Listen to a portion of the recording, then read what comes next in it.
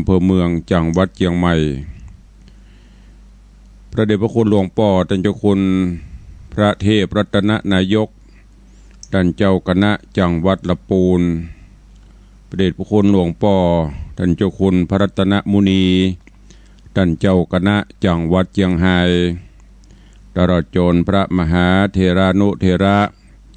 เจ้าคณะพระสังฆาธิการภิกขุสงฆ์สามเณรจุตนจุองค์โดยความเคารพเจริญสุขเจริญปอนญาติโยมสาธุชนพุทธบริษัททุกท่านขอน้อมต้อนรับทุกท่านเข้าสู่รายการมรดกธรรมกำเมืองต่างสถานีวิทยุวัดฝ่ายหินตำบลสุเทพอำเภอเมืองเชียงใหม่จังหวัดเชียงใหม่สถานีวิทยุวัดหนองกายตำบลสันปะยางอำเภอแม่แตงจังหวัดเชียงใหม่สถานีวิทยุ CM77 วิทยุอินเทอร์เน็ตล้านนาและสถานีวิทยุ พระพุทธศาสนาจังหวัดเชียงรายตลอดจนวิทยุชุมชนเสียงตามสายหอกระจายข่าวตามวัดตามวาตามหมู่บ้านต่างๆที่ได้ร่วมกันลิงสัญญาณออกอากาศให้ญาติโยมสาธุชนได้สดับรับฟังกันรายการนี้ดำเนินโดยอาตมภาพพระครูวิสิทธิ์ศรีลาภรณ์เจ้าคณะตำบลป่าแดดเจ้าอาวาสวัดวังสิงคำตำบลป่าแดดอำเภอเมืองจังหวัดเชียงใหม่เป็นผู้ดำเนินรายการได้น้อมนำสาระธรรมคำสอนปืนบ้านล้านนามาพบมาปะกับญาติโยมสาธุชนเป็นประจำตั้งแต่เวลา6 โมงเช้าถึง7 โมงโดยประมาณพยายามบ่ตื่นพยายามบ่ลุกเตื้อตื่นกันได้ลุกกันได้ละเนอะเวลาขณะนี้6 โมงกับแถม7 นาที8 นาทีแล้วตื่นกันได้ลุกกันได้แล้วแสงเงินแสงทองจับขอบฟ้ารุ่งอรุณวันใหม่มาถึงแล้วก็ลุกมาทำกิจวัตรส่วนตัวลุกมาสำรวจตรวจตราความเรียบร้อยในวัดในวาในบ้านในจองต่างๆแล้วก็เตรียมกายเตรียมตัวเตรียมใจที่จะได้ กระทำกิจต่างๆวันนี้ต้องขอบคุณเจ้าของ Facebook บอกว่าจะเป็น Facebook ของวัดฝ่ายหิน Facebook ของวัดวังสิงคำFacebook ของท่านตุเจ้าบ้านนอกทิตะสิปโป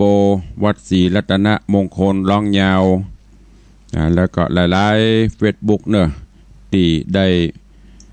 ลิงก์สัญญาณต่าง Facebook ไปให้กลุ่มญาติธรรมได้รับฟังกันก็เข้าสู่ในเรื่องราวของพระธรรมเทศนาสุวรรณพรหมาที่ได้เทศนาให้ญาติโยมทั้งหลายได้รับฟังกันผ่านโปนไปได้7 ผูกวันนี้ก็จะขึ้นผูกทวนที่8ก่อนที่จะได้เทศนาธรรมผูกทวนที่8ก็ขอสรุปเรื่องราวในตอนที่7หรือว่าผูกที่7คือกับญาติโยมได้สดับรับฟังเพื่อที่จะได้ปฏิบัติต่อเรื่องราวในเนื้อหาสาระของตอนที่7หรือว่าผูกที่7ก็มาถึงยังที่สุสาซึ่งก็ได้นำปาวรกิติกาถึง2 พี่น้องหลังจากที่ผจญความทุกข์ความยากพี่น้องป้องปายที่ออกมาด้วยกันก็รังเกียจเดียดฉันแล้วก็พ่อก็ตายละแม่ก็ตายละเหลือถึง2เสาะขอทานขอกินไปตามนาบุญไปที่ไหนเปิ้นใจบุญสุนทานเปิ้นฮื้อกินก็ได้กินเปิ้นบ่ฮื้อก็เสาะไป ก กินไปประทังชีวิตไปจนกระทั่งถึงสองดันโดนไปเข้าไปถึงป่าไม้ไผ่โซนพุ่นแล้วปีก็หันว่าบะมีอย่างกินจะเนี่ยจะได้ก็เลี้ยวขึ้นไปพอตั้งต้นไม้ปลายไม้ก็หันหมู่นกเก้าอยู่กันเป็นหมู่เป็นจุมสูสาผู้เป็นปีก็เลยบอกน้องคือวรกิตติกานั่นน้องเหยบะมีอย่างกินบ่นี่จัดการไปนกอยู่บนปลายไม้หั่นน่ะธนูก็มียิงนกมาปะจะได้ได้ปิ้งได้จีเลี้ยงกันกินอิ่มต้องประทังไปสักมือสักขาบพอได้ยินจะอีวรกิตติกาก็จำเป็นเพราะว่าถ้าบ่เอาจะอันเตะก็มีอย่างกินก็เลยเอาธนู ยิงขึ้นยิงธนูขึ้นไม่ได้ถูกนกสกรรมยิงธนูขึ้นไปดอกแรกลูกแรกกลายเป็นไฟไหม้ป่าหลงกันนะพับไปซ้ำจะมีรถดับเพลิง จะมีเฮลิคอปเตอร์มันดับไฟนะไหม้ไปจนกว้างนักแกแล้วก็ดับลงนกก็บ่ได้ปลายปอไฟสมไหม้จำป่าแหมลงลึงเจ้าลองยิงแหมซักลูกเหรอยิงแหมซักดอกเหรอพอมันจะเป็นอะไรอย่างเดือยไปโดนนกโดนอย่างมาได้กินบ่ฮู้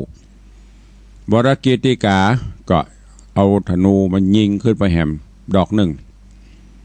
กับนี้กลายเป็น หมอกควันเป็นเมฆฟ้าเม็ดฝนกลายเป็นฝนหาใหญ่ตกลงมาสูสาผู้เป็นปีกับว่าเนี่ยจะได้เนี่ยดอยกับไม้ไปลงลึงฝนก็มาตกลงมาแหลมละ ได้สักอย่างนกก็ได้สิ่งสารสัตว์จะปิ้งจะจีก็บ่ได้กึดจะได้มาพอแผ่นดินก็กว้างใหญ่อันน้ำฟ้าน้ำฝนก็ลงมาดีกึดจะได้ว่าได้เข้าเปลือกมาหันกำหนึ่งจากตีปีไอคนก้อนนั่นนะตีตายละไว้กำมันเข้าเปลือกไว้นางก็เอาเข้าเปลือกนั่นน่ะมาพะผายไปเม็ดเข้าเมื่อได้น้ำได้ท่าดีเม็ดเข้าก็กรีงอกออกดีงามกลายเป็นต้นใหญ่ต้นหลวงงวงก็งามแบบเม็ดเต่าบกฟักดูพอเรา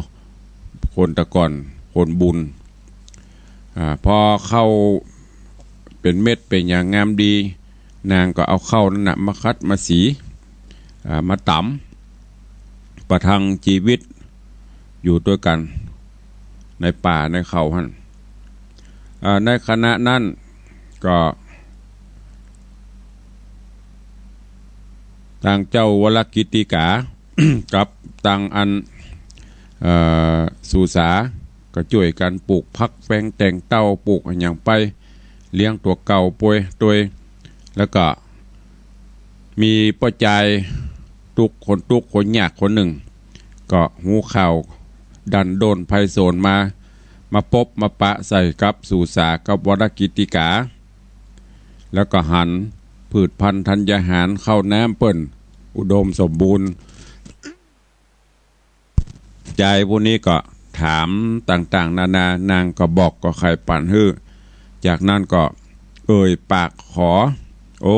อันแม่นางเหยข้าก็ตุกก็อยากเสาะขอกินไปประทังชีวิตไปเป็นวันขอเมตตาแม่นางได้โพดภายแบ่งปันเข้าให้กินพ่องเตอะเพื่อที่จะได้เอาไปสู่ไปจูลูกเต้าเอาไปเลี้ยงครอบครัวให้กินได้หายประทังชีวิตพ้นความหิวก็หายไปแม่นางสูสาได้ยินจะอีก็มากึดถึงว่ากำขอนี่เนาะใจกึดถึงใจตัวเก่าเมื่อก่อนกันอยากไปซ้อขอกินหอมเปิ้นจะอย่างพ่อใจคนเนี้ยบางคนก็มีบางคนก็ไปขอทำเป็นสะปุดสะปือเข้าใส่จุ้ยม้าพ่องรับตะจังพ่องไล่พ่องเสียดสีพ่องก็ได้รับความตุกอกตุกใจนางก็มากึดว่าเนี่ย มันบัดตกตาไผ่บ่ฮู้บัดนี้ เฮาพอจะมีก็จะได้ช่วยเหลือจุนเจือไปนางก็เอาเข้าเอาน้ำเข้าเอาไม้ผักไม้ใส่เครือแบ่งปันคือกับจ่ายตุกตะคนนั้นไป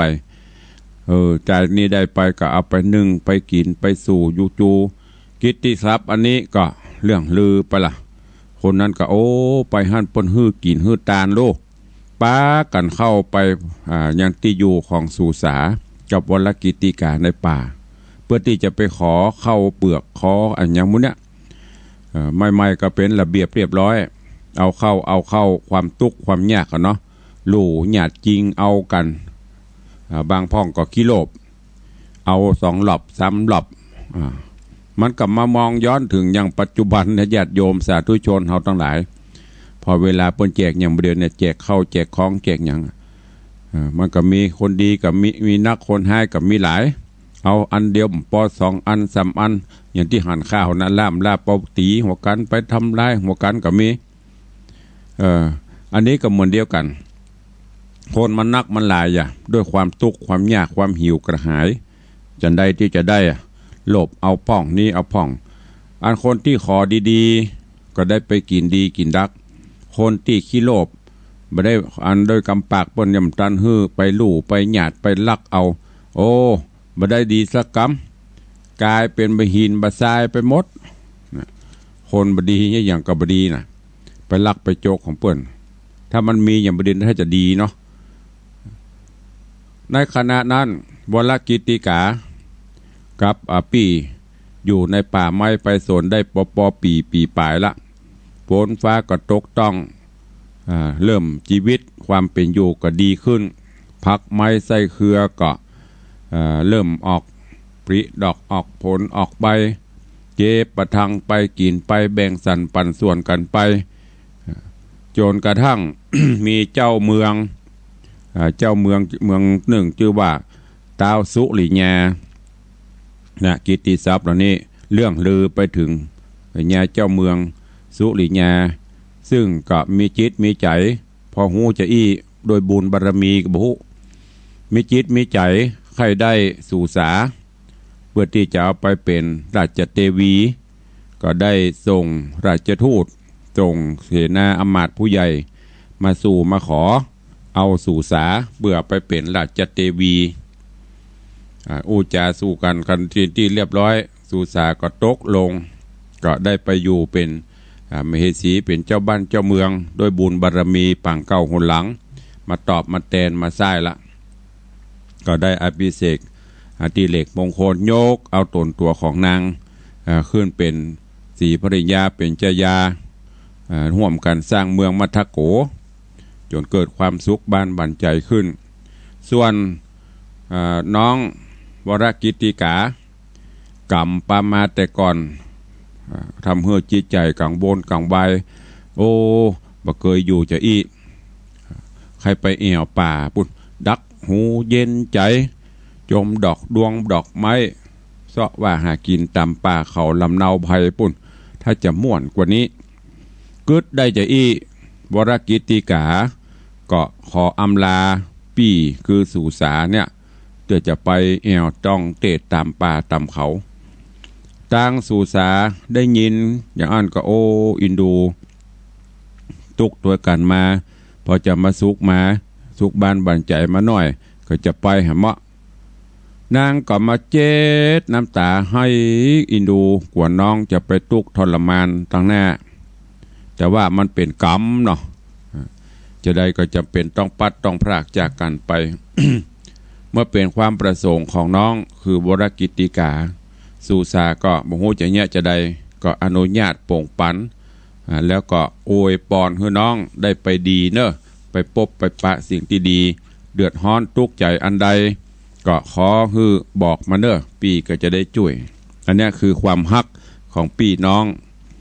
ในสมัยก่อนสมัยโบราณตัวกันมาหรือบัดตัวกันมาลูกต่างป่อต่างแม่เปิ้นก็ฮักกันจากนั้นก็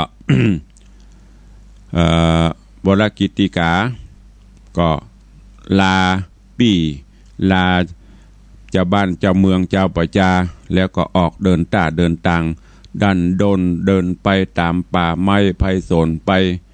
ขึ้นดอยผ่องลงดอยผ่องมีโหดมีโขดหินพาผ่องตั้งเตือกก็เป็นดินก้อยบุบุญไปซอกกินหน่วยไม้ผลละหมากลากไม้ไปตามใจที่จะได้ปะที่ไหนค่ำไหนก็ย่างจอดย่างพักนอนไปแจ้งมาก็ไปต่อจนได้ประมาณ15 วันปุ่นบรกิติกาตันต้นไปจนไปรอดเข้าสู่เขตเมืองปราณสีณที่เมืองปราณสีก็มีคนหลายเหมือนกันบางพ่องก็กล้าบางพ่องก็ขายตามกาดตามดีอย่างบ้านเฮาปัจจุบันเนี้ยบางพ่องก็ไปสูมกันกินข้าวกินน้ำบางพ่องก็กินเหล้ากินยาวรกิติกาก็เตียวไปจนไปฮอดไปถึงประตูเมืองปราณสีขอย้อนกล่าวถึงเมืองปราณสีมีเจ้าพญาชื่อว่าพญาพรหมทัตพญาพรหมทัตนี่ก็เป็นเจ้าบ้านเจ้าเมืองเสวยบ้านเสวยเมืองกว้างใหญ่ไพศาล12โยชนะไฟฟ้าประชาราษฎร์ก็มีความสุขบ้านบั่นใจบ่เดือดร้อนสักต่อใดข้าวน้ำโภชนะอาหารก็มีกินเงินคำกำเกลือก็มีใจอยู่ผลละหมากลากไม้อย่างง่ายๆก็คืออุดมสมบูรณ์วันเถอะคนก็ตั้งไปมาหาสู่กันจุ่มนมเปื่อแอวก้าแอวขาย ตามความประสงค์ขณะนั้นที่เมืองปราณสีนี้ก็มียักษ์ตัวหนึ่งตัวก็บางงามขี้ปุ่มก็ลามเนี่ยแต่ว่ามันมีฤทธิ์มีเตจฤทธีนักภัยฆ่ากับตายเพราะว่ายักษ์ตัวนี้มีวีวิเศษหรือพัดวีบกคลปัดเป็นวีวิเศษไว้กับตนกับตัวซึ่งก็สืบมาหลายเจนตั้งแต่เจนบรรพชนมาเลยเตอะแล้วก็ยักษ์ตัวนี้เมื่อก่อนก็ปะอยู่ตำแดนใกล้เขตติดต่อแดนป่าแดนเขาพุ่นพกกินจ้างกินเสือกินมีกินคนกินอย่างที่ดันโดนเข้าไปสู่แดนของมันแต่อยู่ไปกิน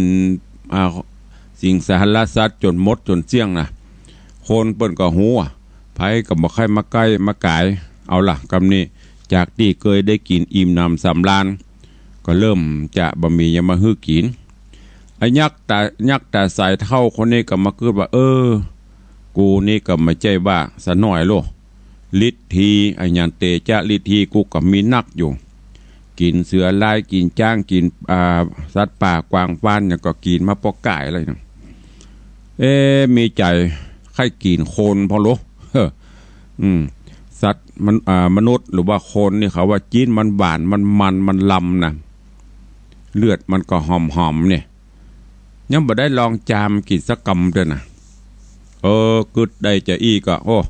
กะกึดบ่ได้ก็น้ำลายไหลกึดไปกึดมาว่าจีนคนลำนี่จะลองซอกกินกึดไปกึดมาจะเนี้ยจะได้กินจีนคนหนุ่มคนเท่าไปเหมือนกูวัน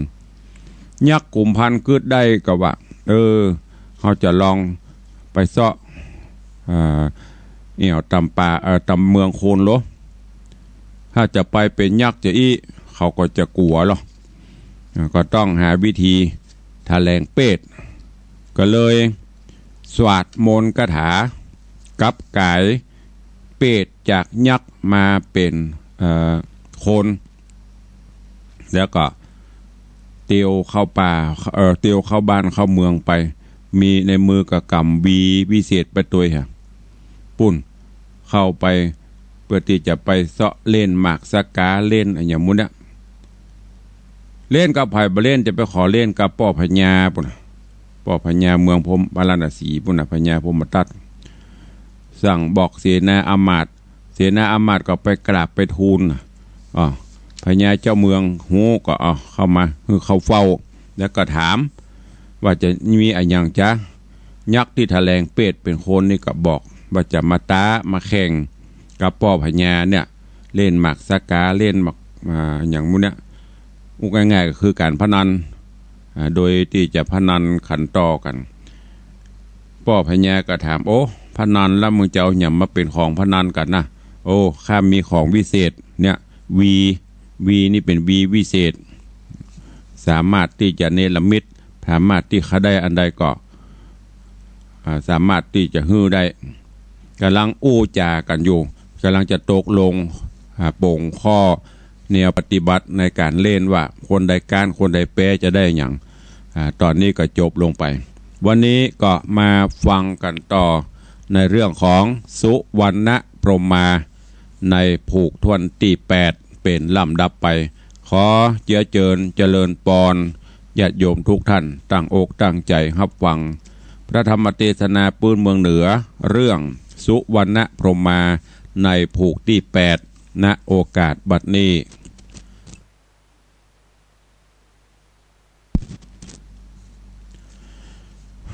นะโมตัสสะภะคะวะโตอะระหะโตสัมมาสัมพุทธัสสะโสรัญโยมาสิกานังติลังญาจติสัทธโว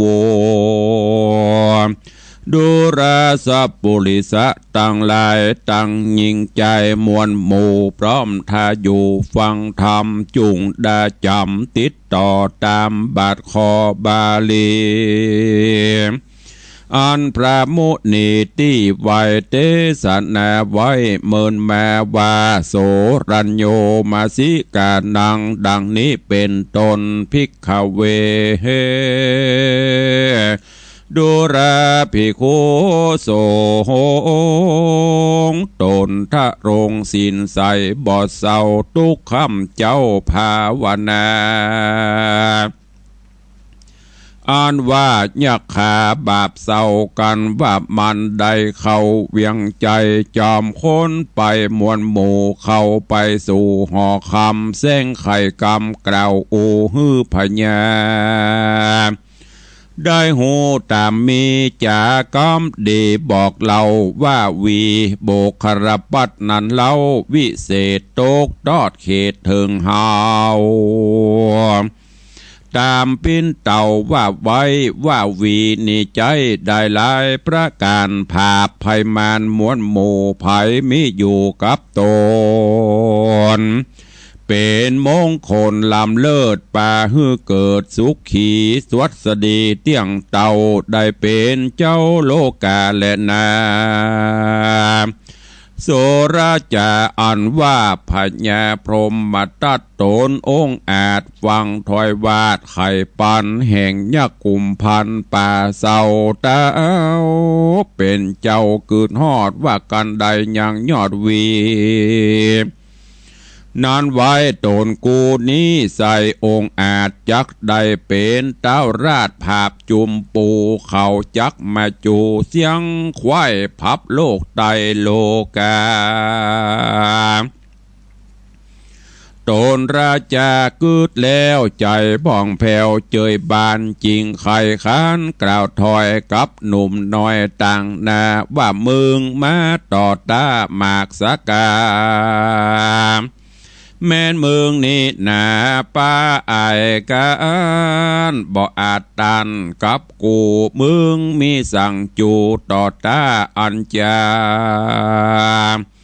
ตีนั้นนายักเพศเกาะไข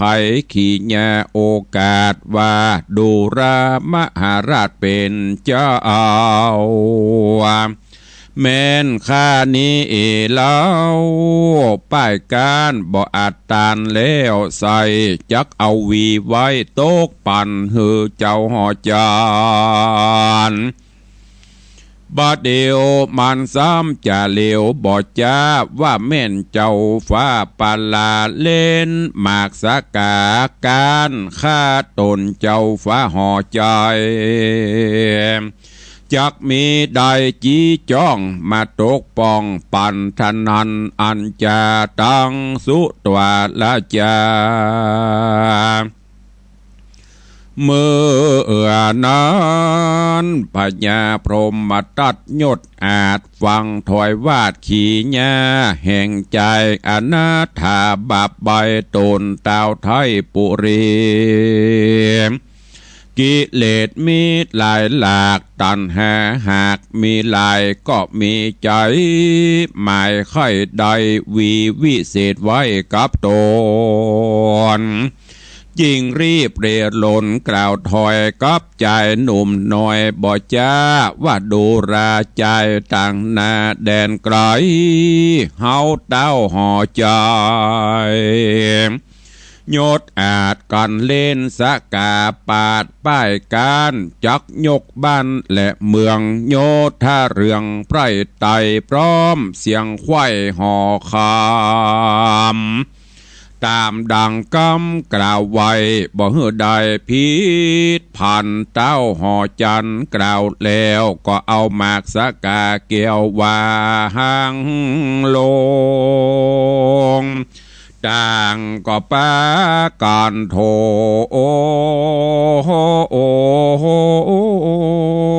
เล่นหมากนับเตหาก7 วันต่างก็มาพลัดกันภาพสู่บ่หอนหูถอยหนีแล้วเต้าปุรียศอาจก็ได้ปังปาดป้ายการบ่อาจตานยังเจิงก็ได้เสียเมืองกว้างใหญ่พร้อมเสียงไข้จุอันก็มีหันและนาเอวังมะเตจะโยหิตวาราตาตาตามิเตปราเจสีมังเตกาญะสิตังโบคารปตะวิจินักขัสสะเอวะมหาราชากะเทสิเจมะเจโยหิตังโปคลปตังตะตามิเตปะเจสิมังเตทังกะเฮสามาอาสามะรัญโยเอวะมหาญาโคกันว่าพญาพรหมตัตราชาเล่นหมากสกาป้ายการก็ยกเอาบ้านปุรีหือยักษ์ขี่หาดเฮาดังกำกล่าวไข่ปานยักษ์โด่งตันป่าไม้กันว่ามันได้กินเมืองโยธาเรืองมวลหมู่มันขนิ่งอยู่ในใจว่าการกินกูเต้าห่อใจแล้วใส่บ่อาจจักได้กินหลายคนยิ่งใจมวลหมู่จักหนีไปอยู่แดนไกลตามดงไพรป่ากวางบ่สมไฟอ่างดังไม้กวนหาอุบายอย่าจ้าแล้วยักบาปกลาพรายเพศก่อนแถลงเป็ดกับกายเป็นยักษ์พรายสูงใหญ่สูงเปียงไข่เป้าตาลมันโอนงานถ้อยบาดบดูราชตันเต้าจุ่งฟังเฮากล่าวไข่ปานแม่นเต้าหอจานผู้บ้ากว่าเฮาคาเป็นผีอย่าได้หนีจากนี้ฟังเฮาจี้ขี้ญาเมืองจุงเป่าเสนาปกแป่งยังหอแดงตูบยังวัดหลวงกว้าง3 บาสูงนั่นน่ะ9 ศอกมอกกูเข้าออกดีลีแป่งหิมกิลีป่าไม้บอกไกลไกลประตูเมืองฮือโยธาเรืองมวลหมู่ยับคนมาสู่เวียนวนวันละ2 คนข้ามเจ้าแม่นเต้าเจ้าห่อคำบอกกระดำอย่างว่ากูจักลาบเมืองจีนและนา ตังสุตวา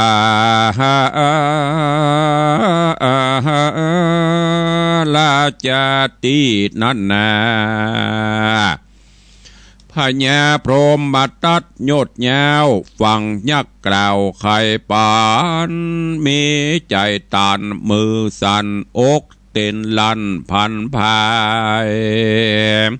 สันระสายผาภาพรีบกลมกาบยักขาแล้ว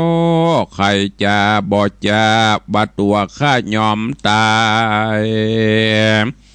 ดังสมความว่าไวบ่ฮือใดผิดพันกันเต้าหอจันทิราชเก่าเสียงขาดสุดกามยักษ์โด่งดำปลายเพศก็กราบเปดหายไปส่วนเต้าห่อใจนอนโสดกลัวยักษ์โหดบัลลาก็มีอาจยาสั่งใจฮือเสนาหน่อยใหญ่ตั้งหนุ่มเท่ามีอำมาตย์เก่าเป็นประธานแป้งห่อสันบ่จ้าข้างจิมป่าดอยผา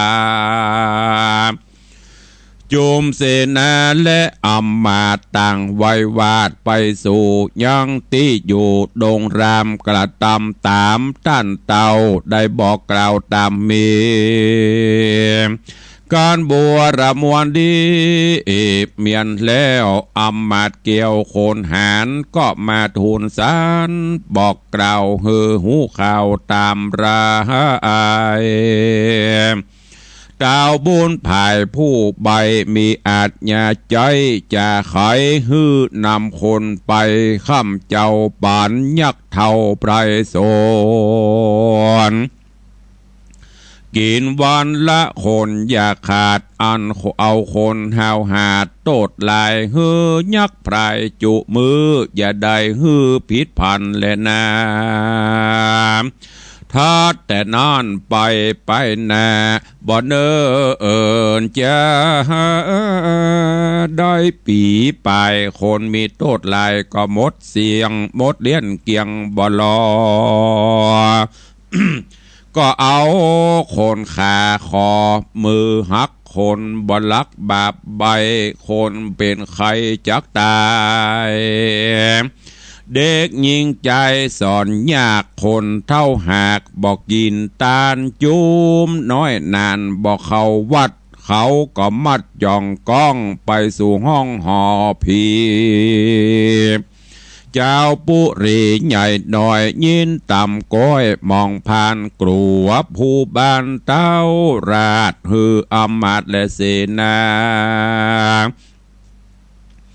มัดกังแกไปสู่ยังที่อยู่หอผี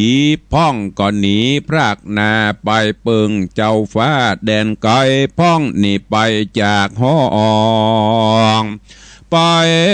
สู่โอตองดงไพรละเวียงใจเปล่าวางหอเฮือนห่างมองได้คนยิ่งใจหนุ่มเท่าต่างโศกเศร้ามองขีก็มิงหันเล่นนาตามหาคัตติโยพราณสียังสัมปติวันนะขันอาสังสัพเพลาจะนางเปตสันโตตาในการลาดนอนใส่เต้ายศใหญ่ปลาณสี ราชสารมีสั่งใจเฮือเต้าไทยพญาอันอยู่ขันทสีมาเขตห้องได้โปกเป่าห้องยิงใจประจาลายทวนนาบาเม่นพูดใดกลาอาสาขายังยักขาอาธรรมมาจากยกหอคำภาษาดฮือเป็นเต้าราชปุรีลูกสาวมีใหญ่น้อยงามสวยร้อยโจมจื่นจากยกยื่นยอปันเป็นรางวัล บ่จ้าแล้วเจ้าฟ้าผู้บานยังมีราชองค์การประกาศเฮือเจ้าราชบุญเรือง101เมืองต้านเต่าได้โปกเป่าประจาหูขีดหญ้าทวนนาจุมเจ้าฟ้าตั้งหลายก็ปันไม้ โอกาสฮืออำมาตย์และเสนาไข่ขีดหญ้าเป่าห้องพับเขตห้องไผ่มันก็มีหันและนาตีนอนกันว่าเสนาโปกเป่าคนเท่าหญิงใจต่างก็จะไม่เล่าเศร้าไปตัวดาวปุรีจุมเศรษฐีป่อกาลูกเจ้าฟ้าต่างเมืองอามาตเรื่องหนุ่มเท่าลูกเต้าเจ้าห่อคำต่างไข่กำกล่าวอูว่าจักมาภาพสู่ยักษ์ขาตั้งไหลมาเป็นหมู่เข้ามาสู่เมืองหลวงคนปันปวงหนุ่มเท่าต่างตันเราจะก่อนว่าหมอกยักษ์กลุ่มพันปากว่าบ่หอนอ้างจักรัวจักฟันหัวปุดขาดบ่เหือใหญ่บาดตอนนี้พ้องว่ามีมนดีวิเศษปู่ยักษ์เพศผีปลายมันเตียงตายย้อนขาพ้องว่ามีมนกรากระทาเกยเข้าดงนาปากว่าอ่างลาเอาโอจังเสือมีราชสีแรดโซจงเป็นโมโตยมาจุงเป็นโมโตยมาพ่องว่ามียาปิดหลากกันยักกาบเข้าปากบ่ตอนคายมาตีเอียงตายโมบโม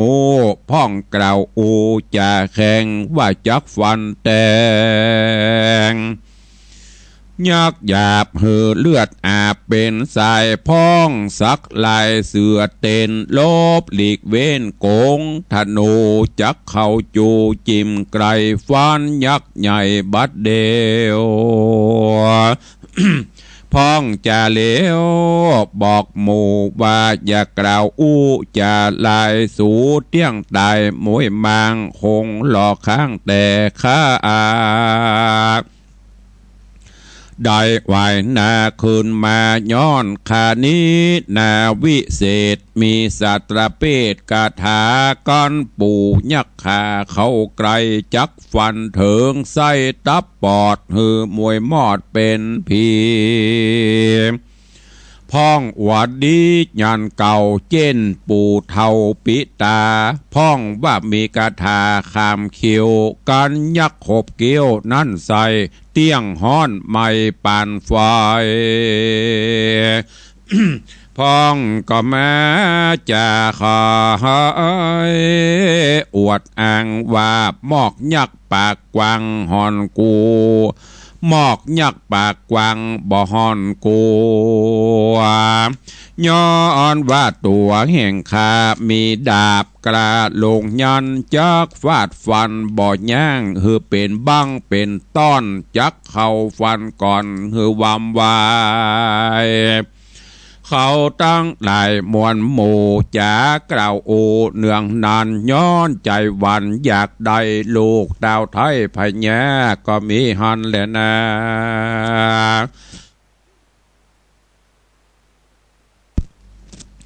การว่าเขามาหอดแล้วยังเวียงแก้วห่อใจ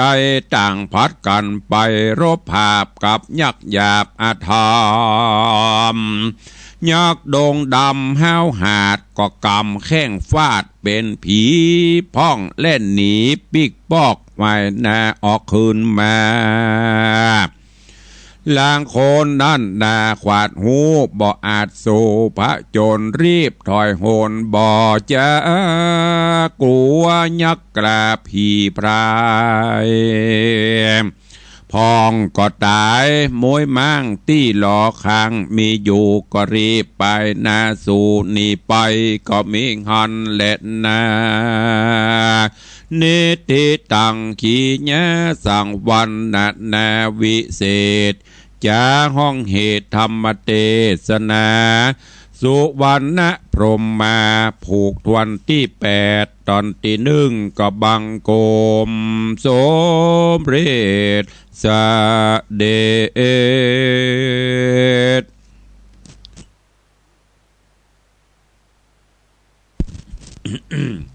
ก็ได้สดับหับฟังกันจบไปแหมตอน1สุวรรณพรหมมาลำดับมาถึงผูกทวนที่8ตอนที่1ยังบัดตันจบผูก8เด้อเนอะวันผูกก็จะได้ฟังกันต่อไปโอ้ตอนนี้ปอพญาปราณสีปอพญาพรหมตัดนั่นนะเล่นกับอะไรไม่เล่นเล่นกับยักษ์ บนมาตาแข่ง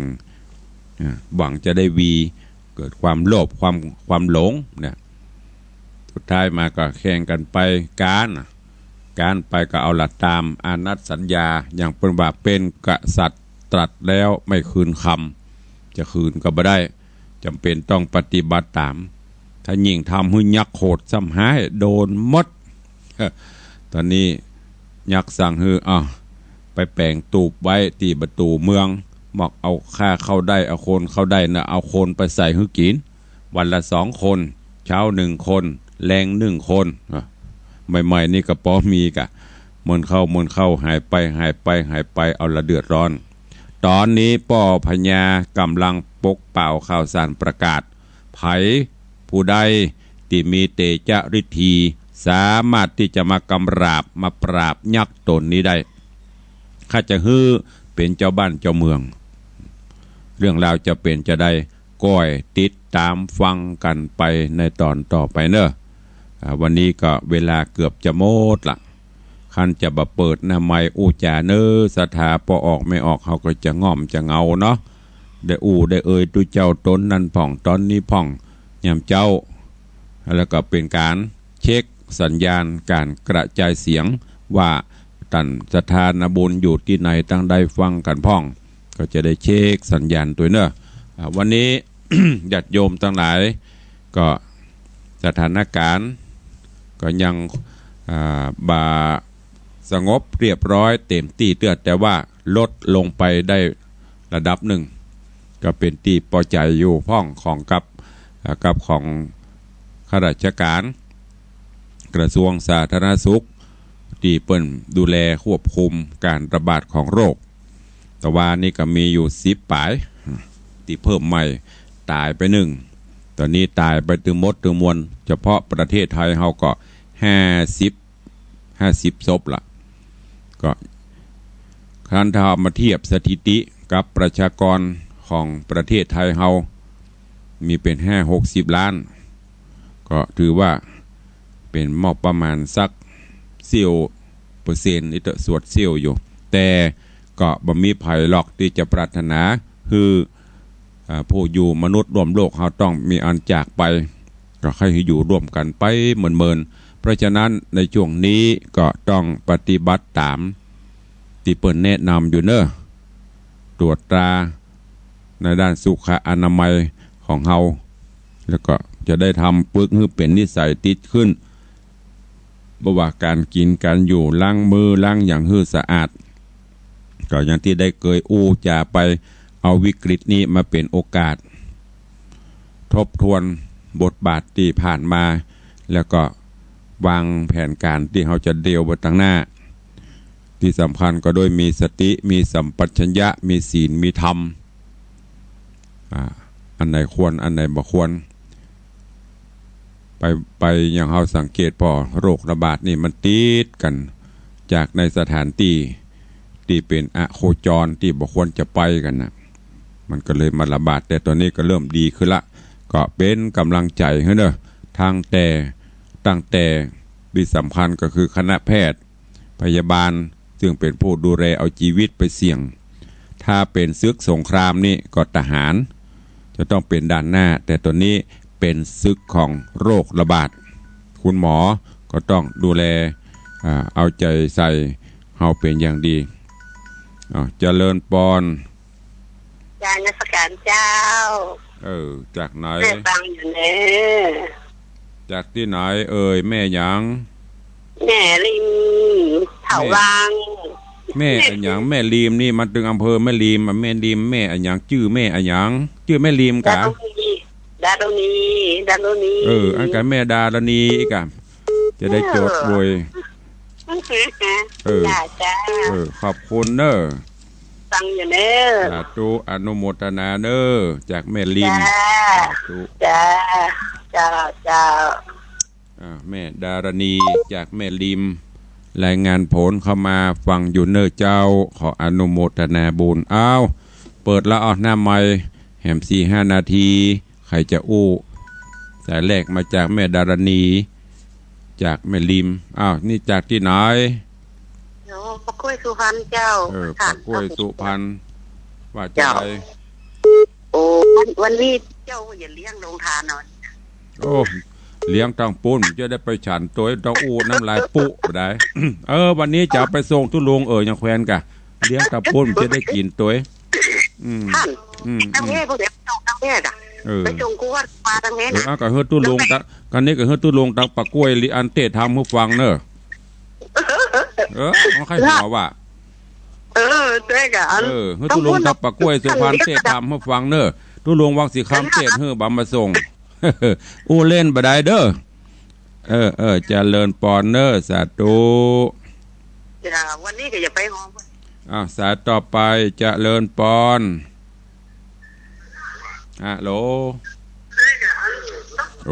บ่ได้กำบานเนาะตัดสายไปก่อนตื่นอีแม่ปะกล้วยยังแยกเอามาสดสายเพื่ออยู่ขอบคุณเด้อแม่อันปะกล้วยสุพรรณแต่พ่องเล่นพ่องเนอะตุลุงตึงจะเอียนเนอะจะไปถือไปตือเนอะเซลกันเล่นกันหนัวไข่หัวกันม่วนยามเจ้าจะไปถือไปตือกันสุภลักษณ์ว่าใดอนุโมทนาบุญเนอะฟังกันตั้งแต่เจ้าฟังอยู่เนอะเจ้าสาธุโยมแม่สุภลักษณ์ปินตาเสนสันพระเจ้าแดงฟังอยู่เนอะเจ้าขอขอบคุณเนอะไผ่เลี้ยงโฮงตาลก็ส่งมาวังสินคำพ่องเจริญปอนกำลังเจริญปอนตรัสหายไปอย่างตั้งอันหลายวัดหลายว่าทราบข่าวตั้งสารปีเถระบัญชาเจ้าคณะอำเภอเปิ่นฮือแต่ละวัดอันเนี้ยจะได้ช่วยกันเนอะตุเจ้าพระเนนก็ช่วยช่วงนี้พอเด้อเฟสแต่ละลายตุเจ้าเป็นแม่ครัวพ่อครัวส่งข้ออนุเคราะห์ญาติโยมศรัทธาเนอะเจริญปอนเจ้ามาฟังจากเป้าเจ้าจากเป้าบ้านหยังเป้าสันทรายเจ้าสันทรายเป้าสัญญาณชัดเจนดีเนาะเจ้าสัญญาณชัดเจนเลยเจ้าได้เข้ากล่องหรือยังเจ้าเมื่อบัดแจกเข้ากล่องกันตั้งเป้าเจ้าขอบคุณเนาะแม่เด้อเจ้าฟังทุกวันครับเจริญปอนเนอร์วันนี้ตังเมืองเป้าสดเข้ามาฟังตึงวันเมืองเป้าในจากหนองกายเนาะฟังเนี่ยหลวงพ่อวัดหนองกายก็จะท่านนี้ดีชัดเจนดีช่วงนี้เปิ้นจะแจกเข้ากันแต่ละวัดแต่ละวาเนี่ยญาติโยมต่างหลายป่วยได้ก็เนาะมันมีบางกลุ่มตู้เจ้าอยู่บ่ได้สบายอย่างตู้สบายอย่างตู้กับเรียนเนี่ยตู้เจ้าทั้งนั้นเลี้ยงข้าวปลาอาหารญาติโยมศรัทธาด้วยพระดำริของเจ้าประคุณสมเด็จพระสังฆราชออกมานำทัพแน่นำปลาญาติโยมศรัทธาที่พอมีอันจะกินเลี้ยงตั้งโฮงตาลล่ามล่าใส่เอี้ยมโกนแก่งขลงก็เดี๋ยวมันจะมีแหมกลุ่มใช่ไหมไม่ใช่กิจสงฆ์เนี่ยโตขอปลากับไปเอาสักคำเนาะก็นี่ได้ศรัทธาตกได้ยากยามกันยามอยากตุเจ้าก็ต้องช่วยเนี่ยคือหน้าที่ของตุเจ้าพระเจ้าพระสงฆ์เฮาคนจะเสียซองสรรเสริญไปแจ้ปากันประเดือดเจริญปอนฟังอยู่เนอะขอบคุณหลายเนอะวันนั่นก็ฟังที่เจอตุเจ้าวันแต่ค่ำน่ะ รับศีลห้าโดยดูลุงเนอวันนั้นนะดีละโมทนาสาธุเนอเจ้าจนชุดนั่นเจริญพรแม่เนอเจ้าแล้วเรื่องการเนี่ยบอกคิวมันดึงได้ขอมันเงียบก่อนเนาะได้มีปัญหาสาธุเนอแม่ถึงจะไปถึงจะไปถึงจะไปก็ตื้อบ่หันสักเตือนเนาะอ่อนเนี่ยเนาะละอ่อนแบบนี้ไปได้สูงอีแม่เนี่ยยังไงเอาละโมทนาสาธุเนอคนเฒ่าเพิ่นจังอันจมคุณดิ่งอันแม่จันดีอีแม่ถึงจะไปอีแม่ถึงจะหื้อตาลน่ะอดเอาเนอะโอ้ยรอมันนี้ก่อนกอบเต้าไว้ฮัดก่อนใจเย็นแม่จันดีตกข้าวตอกอ้าวใครจะอู้โตยเข้ามาเด้อ0817836540ยันตะกี้อู้ค้างไปเนาะญาติโยมศรัทธาเดือดร้อนตุเจ้าพระเนนกับปอที่จะช่วยได้ก็ช่วยไปเนี่ยอาสาเปิ่งอาศัยชาติศาสนาชาติพระพุทธศาสนาพระมหากษัตริย์เนี่ยช่วยกันสงเคราะห์อนุเคราะห์กันไปมนุษย์รวมโลกบางอย่างก็จะไปเข่งเกินไปมันเจ้าวัดตุเจ้านี่อย่างก็ไม่ใช่กิจสงฆ์จะให้ตุเจ้านั่งรับตาอย่าเดียมไปรับได้อย่าศรัทธาบ่มีความสุขตุเจ้าก็ไปมีความสุขได้จะได้เปิ้นก็หูกันเนาะอันไหนควรอันไหนบ่ควรเนี่ยกินเนี่ยว่างศรัทธาก็แจกกันไปโพดภายใจบนเมื่อศรัทธาอิ่มน้ำสำราญก็เข้าวัดมาอันนี้ยามศรัทธาตกทุกข์ได้ญาติตุเจ้ามาช่วยมันก็ไปมันได้ช่วยกันไปเต้าตี้ทำได้อย่างตั้งสารปีเปิ้นก็เอาสตางค์ฮื้อทราบข่าวอันนะเปิ้นเอาสตางค์ฮื้อแต่ละตำบลแล้วก็เป็นทุนประเดิมไปเด้อแล้วก็ฮื้อแต่ละวัดก็ไปเอาสตางค์วัดพ่องสตางค์อย่างที่ญาติโยมช่วยกันพ่องก็เอาไปแบ่งเข้ากล่องแจกกันไปอำเภอเมืองเฮากับปุ้นแต่ละวัดแต่ละวาทุกวัดในอำเภอก็ประกาศญาติโยมศรัทธาพ่องตุเจ้าพ่องขนกันไปวันเป็นลำรถปุ่นนะเจ้กำน้อยนะพวกกองอยู่ที่ว่าการอำเภอปุ่นกำลังบ่ฮู้ว่ากำนันนงจะแจกวันใดบ่ฮู้เปิ้นจะได้เอารวบรวมอันเนี้ยในนามเปิ้งบุญตุเจ้านั่นน่ะประกาศไปกรรมยังคนบ้านอู้หมื่นเตื้อนะที่มันเจ้าตุเจ้านะด้วยความศรัทธาตุเจ้านั่นน่ะอันเนี้ยบ่ได้อันยังถ้าเวลาบ้านเมืองฮ้อนหายปกเปิ้งตุเจ้าน่ะวันดีคืนดีก็ด่าตุเจ้าหั่นบ่ มันเป็นเช่นเนี้ยโลกมนุษย์มันต้องไปเดือดร้อนมันตุเจ้าเพิ่นบ่ถือบ่ตื้อบ่โคตรบ่เกลียดหยังใครจะเหยียบจะย่ำจะยีจะว่าไปก็ว่าไปทำดีไปเตอะวันว่าบาดีจังเตอะว่าเสอะจังเขาคะแนนใจเฮาศีลธรรมเที่ยงมั่นเนี่ยก็ทำกันไปช่วยกันไปเนอะโอ้ยังดักปิ้งปล่อยตุลุงอู้คนเดียวจะหมดเวลาแล้วเนอะใครจะอู้ตัวเข้ามาแหมซักสายก็เดี๋ยวจะได้ลำเวลากันหมดเวลาละมีก็ใครอยู่ที่ไหนตั้งได้ฟังก็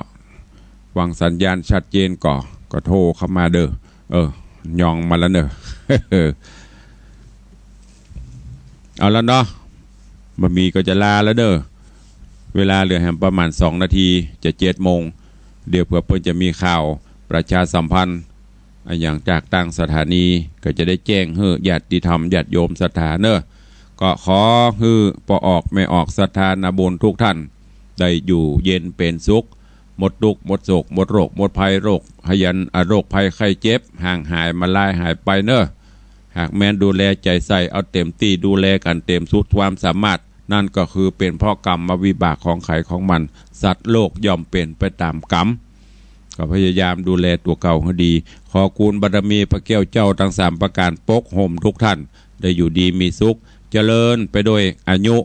วันนะสุขะพละเหมือนกันทุกคนทุกท่านเนอ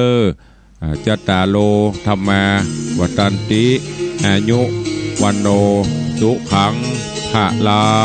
ง